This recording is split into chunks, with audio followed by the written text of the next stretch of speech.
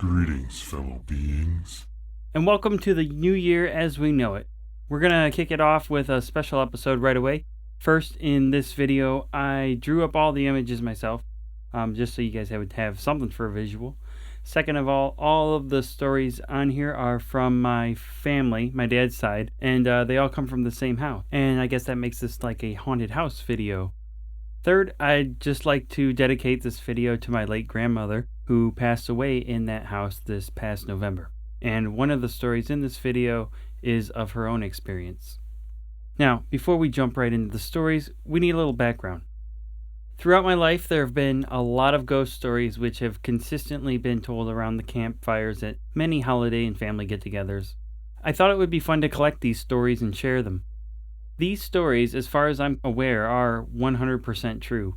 As stated, I have heard these stories over and over and over again throughout my years growing up. I'm currently 32, and I've been hearing the same stories as far back as I can remember. All of the stories take place at my grandparents' and aunt's house, which is actually like a duplex. It's not a two-story duplex, but a house that's been divided into two. Now, the history of the house states that it used to be an old doctor's house, and I believe he used one half of the house to live in and the other half as like a doctor's office. So on many occasions, patients would show up at his home, and many would sadly end up dying in the doctor's office side of the house, due to the lack of medical advancements at the time. I'm sure it was probably in the 1800s or early 1900s, but if I was ever informed, then I don't remember. I'll begin by sharing with you some of the less extreme situations, and then work up to more of the anxious ones, so to speak. And I kind of have a false story which my grandfather used to tell all of us little kids at the time, just to goof with us and kind of alleviate our fears about the house. And so, with that little bit of backstory out of the way, Number 6. back in the early 70s, my dad was in the Navy. He was actually stationed on a submarine, and trust me, I know more about submarines now than I ever wanted to know. But anyways, my dad came home on leave on one occasion, and since he was one of those kids of the baby boomer era, he had 2 other brothers and 3 sisters. So naturally, when he came home, he also didn't have a bedroom of his own anymore. Well, he didn't really have a choice but to take a place on the floor in the living room with some blankets or a sleeping bag or whatever they used back then. So my dad's laying on the floor in the living room when he starts to hear footsteps walking across the ceiling up above him. Now, I know what you're thinking. Second floor, attic, well, nope. On the other side of that ceiling was the roof. So you would basically have to assume that someone was walking on the roof of the house. Now, ghosts or not, lying in a house in the middle of the night while listening to footsteps walking across the roof is pretty creepy one way or another. My dad claims this went on for a minute or so as the footsteps moved from one side of the room to the other, like someone up there on the roof got out of bed and had to walk across a room or something to get themselves a drink of water at the other end, and then head back to bed to the other side. My dad says he had his blanket pulled up to his eyes as he just stared at the ceiling. And every time I hear this story, I can't help but imagine my dad laying there like a little kid from a scary movie or something with his blanket up to his wide eyes, with his imagination going absolutely crazy. Now, to conclude this story, my dad had mentioned this to his dad the next day, to which my grandfather replies, "Oh, it's just squirrels up there on the roof running around." And my dad responded with, "Shit. If it was squirrels, then they must have been wearing army boots." Number 5. Another simple story which occurs in the same house comes from my uncle. When he was a little kid, now, I know this is kind of unusual, but this is how the setup was, and is to this day. Off to the side of the kitchen is a half bath. Yes, it's a little room with a sink and a toilet off to the side of the kitchen. Kind of unusual compared to today's more modern house styles, but this is an old and unusual house anyway. Well, I know for a long time that a lot of my family members would like to get together over there and play card games around the table in the kitchen. And in this mini story, my uncle, who was pretty young at the time, had to use the bathroom, and chose to use the mini bathroom right next to the kitchen. So my uncle gets ready to do his business when something grabs him by the shirt and yanks him back out through the door and back into the kitchen. And that's the story. No one was with him in the bathroom, but sure enough, he was thrown out as if someone had grabbed him by the shirt and pulled him out pretty hard. And almost everyone else in the family was there to witness it. Number 4.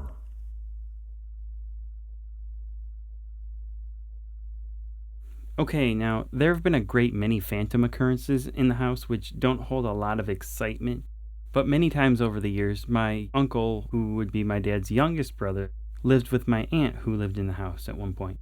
And my aunt's son, or my cousin, would come home, or just being home. They would all experience many situations when they said the whole house would just all of a sudden be like completely doused with the smell of flowers.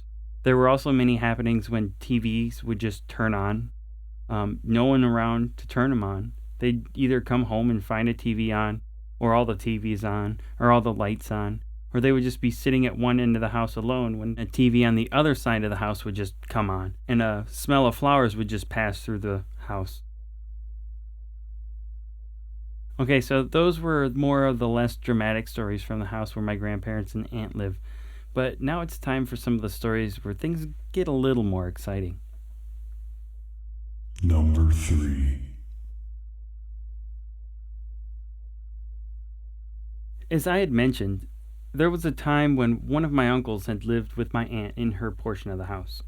Now, my aunt had a room with a bathroom, and my uncle slept in a room off to the side of her room, I believe, or there was a hallway. I can't really remember.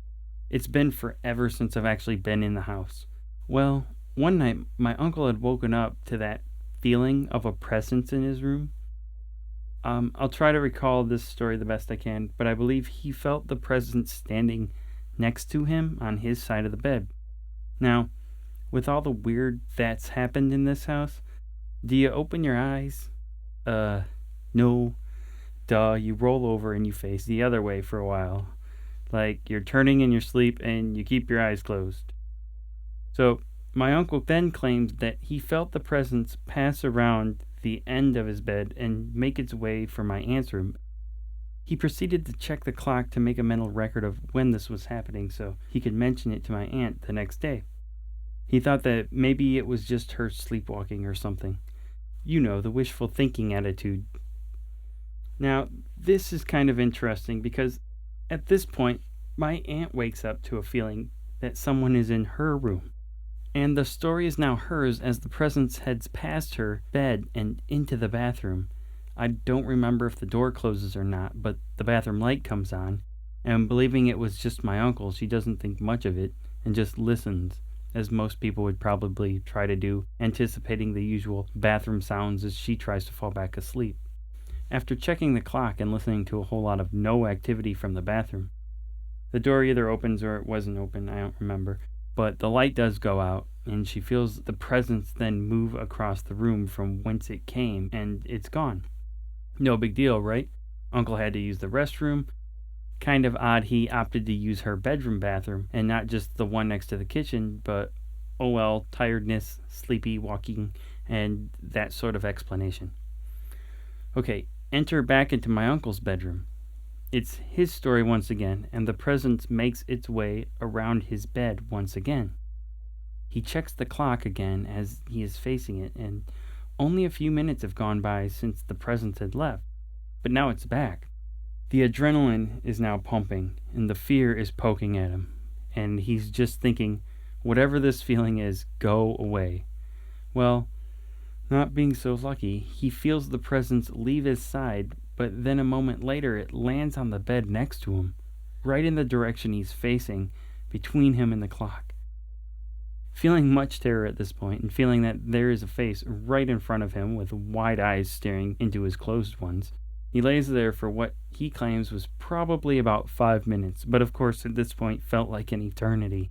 One part of him saying, "Oh my God, go away. Oh my God, go away." And the other part of him going, "Face this thing head on and get it over with, 'cause it's not going away." It grew to a boiling point, and he just couldn't take it anymore. This thing wasn't going away, and it was waiting for him to make the decision to open his eyes. So finally, my uncle decides I've got to look. He opens his eyes in a way that you would kind of rip a band-aid off, and he sees it staring back at him. The dog. I love the ending of this story every time I hear my uncle tell it, and it's always pretty awesome to see the reaction of people who haven't heard it before, because I can still remember the first time I heard that story, and you always realize you have to let out that breath you've been holding in once he finally reveals the face of the dog. However, yeah, it was the dog at the end, but when my aunt and uncle both shared stories the next day or later on, there was still the feeling that the presence was looming over my uncle, unlike a dog. And there was still the way the presence moved from my uncle's room to my aunt's and went into the bathroom, possibly closing the door and using the light. And it wasn't my uncle. Time had made sense when the two stories were brought together, and whatever it was brought the whole thing together in a chronological way. I think the question is, when the dog entered the room, did something decide it needed to leave the room? Would my uncle have seen something very undog-like if he would have opened his eyes the first time? Well, we don't know, and I'm sure he didn't care to know at the time, but that was a long time ago now. Number 2. Now, over the years, there have been a few sightings of apparitions in the two different living spaces of the house, mostly by my grandmother. I believe that she claimed to see a man in two different situations, and this was a very long time ago. I think it was the first time she saw this man. He was standing in the middle of the hallway, up on the second floor. My grandparents' side is the side with the second story. It's very small, and there's not much space up there other than my grandparents' bedroom and a small storage type of room. The hall is a little narrow and not very long. Not a whole lot of light reaches up there either, so it's kind of creepy just by design. So I don't care what time of day it is, to spot a man standing in your hallway out of the middle of nowhere in this setting gives me shivers. But to up the ante, there's the second time she saw the man. My grandmother woke up this time to find a man standing over her, just staring at her. I don't remember if it was a nap or the morning, but think about that. You wake up and you open your eyes to see a man you do not know just standing over you, staring down at you. It scared the shit out of her, and I believe she closed her eyes for a minute and then eventually opened them to find that the man was gone. Now there's a more recent story which I haven't really had a chance to hear any of the details of. It actually happened earlier in 2015. Apparently, my grandfather had seen someone in the house, even though he's heard many things. I believe this was the first time he actually seen something. The interesting thing about this is that my parents tell me that my grandfather has always been the skeptical one when it comes to the ghost stories, always given a somewhat reasonable explanation, like squirrels on the roof. But my parents said that when he told them this new story, he wasn't joking around, and I've never known my grandpa to be a jokester type. He's very serious. So it was interesting to hear that there is a more recent story, and I'm going to have to get that one out of the family one of these days. Okay, before I get to the final one, and probably the best story of my family's happenings in the old doctor's house, I'm going to lighten it up just a little bit by briefly mentioning a little tidbit that my grandpa used to tell my cousins and myself in order to lighten up our spirits after everyone else had scared the crap out of us with these stories.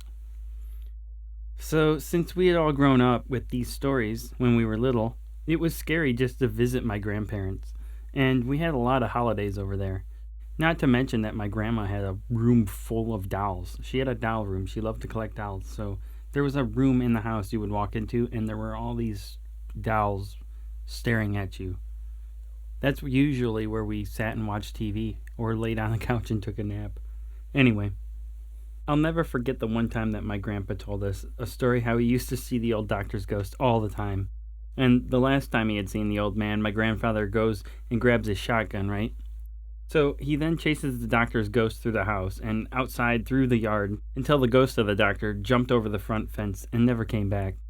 I can still picture it in my head, and the movie always plays the same way after all this time.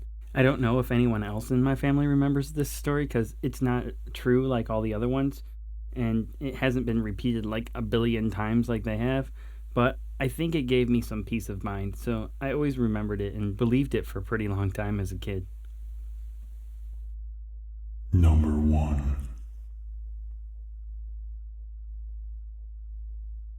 Okay, so now we'll go back to my aunt's side of the house where the doctor's office used to be. So my dad's oldest sister used to hang out over there all the time with my other aunt, way back then. And as I mentioned, they liked to play cards a lot and watch movies and would set up a little sleeping area in the back room. And then my aunt would crash over there for the night. Well, one night my aunt is woken up in the middle of the night by a voice which seems to be coming from outside, very faintly. She can hear the voice of a little girl calling out,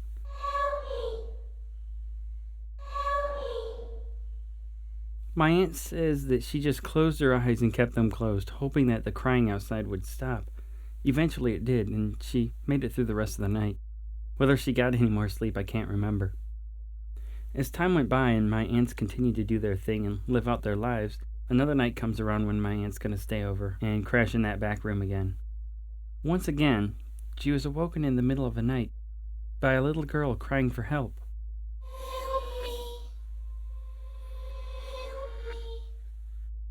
Okay, so the first thing you usually do when someone wakes you up is open your eyes. My aunt opened her eyes to witness a little girl of about 8 or 9 standing in front of her. The little girl was wearing a white nightgown, and my aunt claims that everything about the girl was just white and transparent. My aunt's description is often the very common cliche explanation of what a ghost looks like. So she closes her eyes and pulls the blankets up over her head while constantly chanting, Go away, please go away, as this little girl standing right by the bedside is begging for help.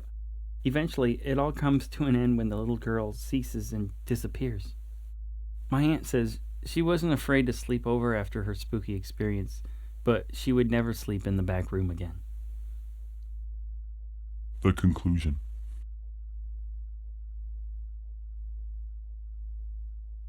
Now, these are all stories which center around the old doctor's house where my grandparents and my aunt live, which I had mentioned in the beginning.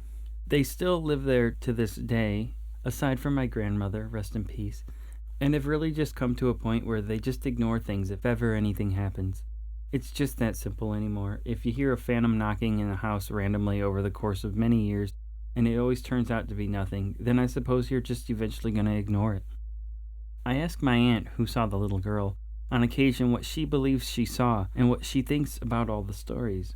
She has bounced back and forth from believing that it's truly ghosts, but there was one point in time where she told me she thought it was just everyone's active imaginations. But given the house's history and all the stories, I don't think she even believes she had herself convinced when she told me that one. Since then, she has said again that she believes there's something, and that's pretty much what everyone in the family says. So I can tell you that my family is not a huge group of liars, and the stories never change. It's become something that has always entertained us and scared the crap out of us. It's always just been a part of our lives, and has always made for some good conversation topics. I just wanted to share these stories so there would be some sort of record aside from the memories of my family members.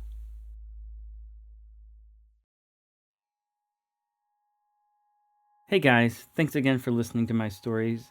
Please like and subscribe if you haven't already, and maybe leave a comment. It's pretty cool when I get to talk to some of you a little bit here and there. So, ghosts, souls of the dead, energy residue, or perhaps an altered version of a former person's conscious breaking the barriers between dimensions.